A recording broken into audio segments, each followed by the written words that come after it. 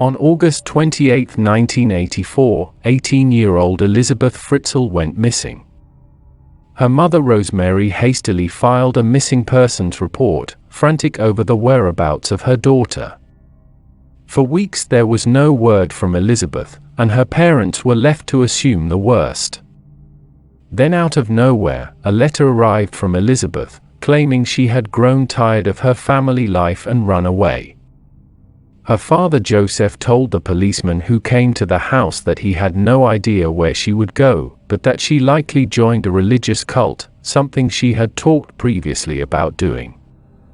But the truth was that Joseph Fritzl knew exactly where his daughter was. She was about 20 feet below where the police officer was standing. On August 28, 1984, Joseph called his daughter into the basement of the family's home. He was refitting a door to the newly renovated cellar and needed help carrying it. As Elizabeth held the door, Joseph fixed it into place. As soon as it was on the hinges, he swung it open, forcing Elizabeth inside and knocking her unconscious with an ether-soaked towel. For the next 24 years, the inside of the dirt-walled cellar would be the only thing Elizabeth Fritzl would see. Her father would lie to her mother and the police, feeding them stories about how she'd run away and joined a cult. Eventually, the police investigation into her whereabouts would run cold, and before long, the world would forget about the missing Fritzl girl. But Joseph Fritzl wouldn't forget. And over the next 24 years, he would make that very clear to his daughter. As far as the rest of the Fritzl family was concerned, Joseph would head down to the basement every morning at 9 a.m. to draw plans for the machines that he sold.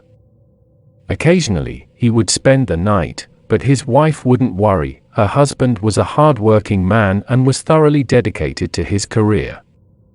As far as Elizabeth Fritzl was concerned, Joseph was a monster. At the minimum, he would visit her in the basement 3 times a week. Usually, it was every day. For the first 2 years, he left her alone, keeping her captive. Then, he began to rape her, continuing the nightly visits he had begun when she was just 11 years old. 2 years into her captivity, Elizabeth became pregnant, though she miscarried 10 weeks into the pregnancy.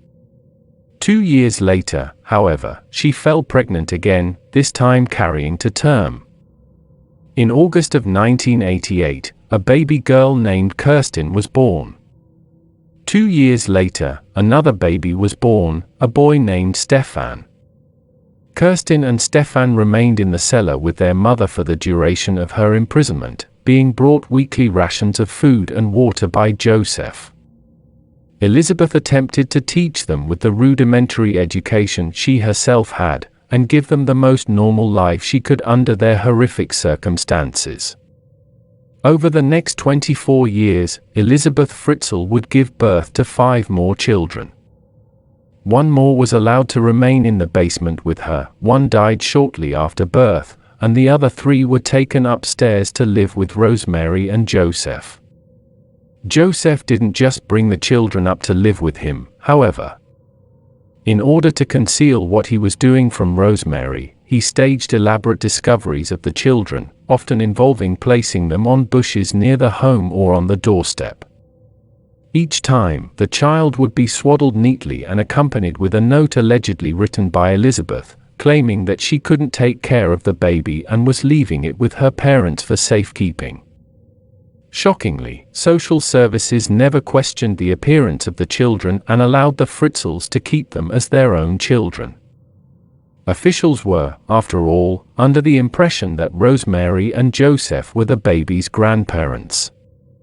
It is not known how long Joseph Fritzl intended to keep his daughter captive in his basement. He had gotten away with it for 24 years, and for all the police knew he was going to continue for another 24. However, in 2008, one of the children in the cellar fell ill.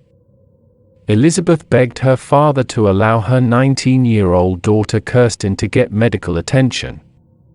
She'd fallen rapidly and critically ill, and Elizabeth was beside herself. Grudgingly, Joseph agreed to take her to a hospital. He removed Kirsten from the cellar and called an ambulance, claiming that he had a note from Kirsten's mother explaining her condition. For a week, police questioned Kirsten and asked the public for any information on her family. Naturally, no one came forward as there was no family to speak of. The police eventually grew suspicious of Joseph and reopened the investigation into Elizabeth Fritzl's disappearance.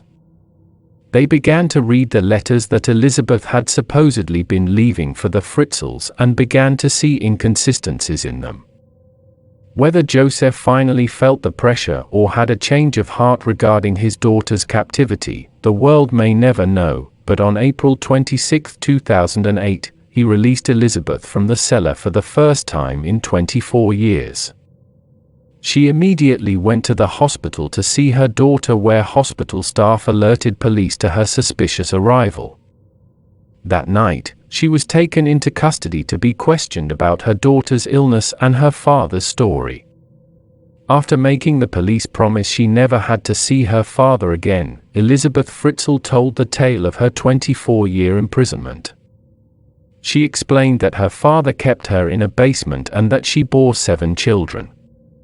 She explained that Joseph was the father of all 7 of them and that Joseph Fritzl would come down during the night, make her watch pornographic films and then rape her. She explained that he'd been abusing her ever since she was 11. The police arrested Joseph Fritzl that night. After the arrest, the children in the cellar were also released and Rosemary Fritzl fled the home. She had allegedly known nothing about the events taking place right under her feet, and Joseph backed up her story.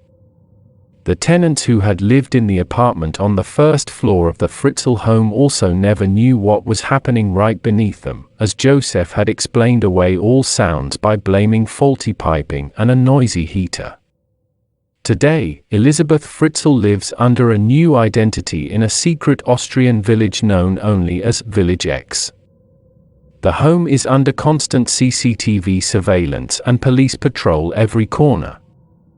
The family doesn't allow interviews anywhere within their walls and declines to give any themselves. Though she is now in her mid-50s, the last photo taken of her was when she was just 16 years of age. The efforts to conceal her new identity were made to keep her past hidden from the media and let her live her new life. Many believe, however, that they've done a better job of ensuring her immortality as the girl held captive for 24 years.